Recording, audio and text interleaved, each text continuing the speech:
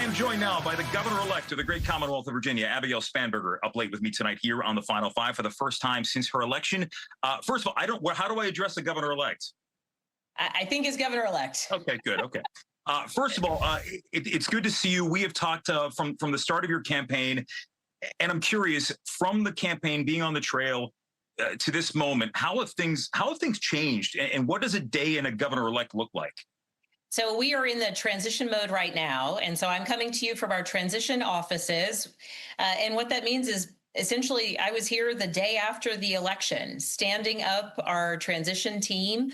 That's a group of people that are helping me go through the process of ensuring that we are hiring up. There's a tremendous number of positions to be filled in a new administration, and going through the process, a very formal process of doing all those interviews, getting people ready to join the administration and hit the ground running. It means that I'm doing a lot of outreach to legislators, Democrats and Republicans. Certainly along the campaign, I endeavored to do outreach.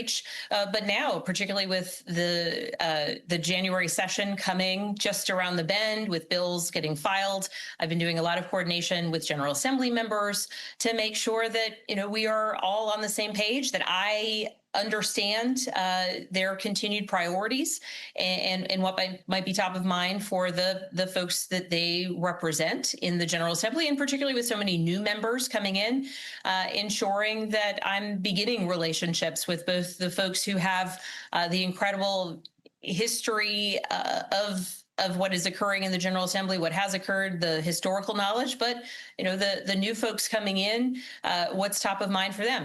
Much of it I saw along the campaign trail, but now it is just every day building up so that we are ready to go day one, which will be, of course, inaugurations January 17th, and moving straight on from there. 61 days until now, but who's counting? Something you and I have discussed in the past. When you were in the Congress, you're a Democrat, but you were at one point determined to be one of the most bipartisan lawmakers in the House. Something that came up on the campaign trail was the fact you had, going into this, a very divided House. Democrats made huge gains. So as somebody who has broken with her party in the past, as we know in Congress, you have a very friendly legislature that you're going to be working with here. How do you hold on to that bipartisan reputation while still delivering on the agenda that you promised? Well, I think importantly, and so many members of the General Assembly who will be new bring with them a sense of urgency and a dedication to their districts that I think will be impressive and will be refreshing voices in the General Assembly. And of course, those new members happen to all be Democrats. But because they are many members who flip seats, they, just like I during my time in Congress, are accountable to the people both who voted for them and who did not.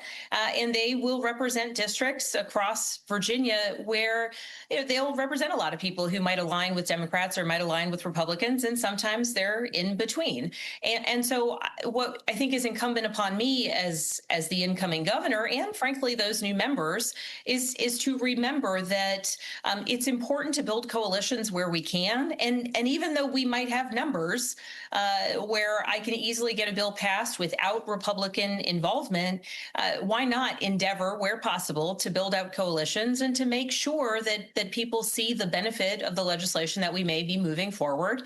And importantly, in a place like Virginia, where our Commonwealth is so diverse in terms of economy and landscape and populations, there are many issues that might have more of a regional pull or appeal. And so there are many places where we can build out coalitions that may be bipartisan or maybe regional, but it's all about that intentionality. And I hope that, even my approach will be that even though we might have numbers for easy passage of bills, that it will be incumbent upon me, and certainly the Speaker of the House has spoken of the same thing, where we can build out a greater consensus or greater coalition, we should. It's in the best interests of Virginia.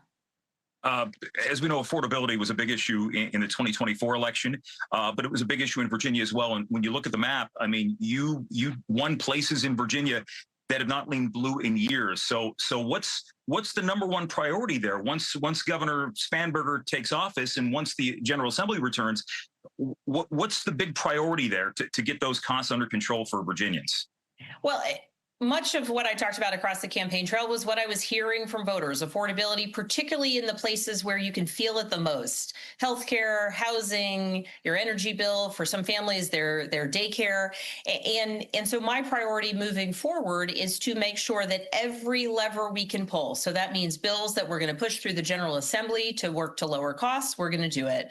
But it also means having a whole of government at the state level approach, places where we can, through regulatory change, through gubernatorial action within our administration, take some of the stressors off of the things that are driving up costs, whether that is ensuring that we can build more housing, increasing supply to ultimately, and this, of course, it's not going to have immediate results, but to lower housing costs. Priorities to lower prescription drug costs are chief among those that I'll be working on as of day one. Now, that doesn't change the fact that our healthcare system is in a general time of upheaval, but certainly allowing us to at least steady and focus on prescription drug pricing is one element of that larger challenge for so many families. So, my marching orders to the cabinet that I will ultimately select and leadership across my administration will be: we need to constantly be looking at places where the choices of my future administration can have a positive impact on the goals of lowering costs or increasing affordability.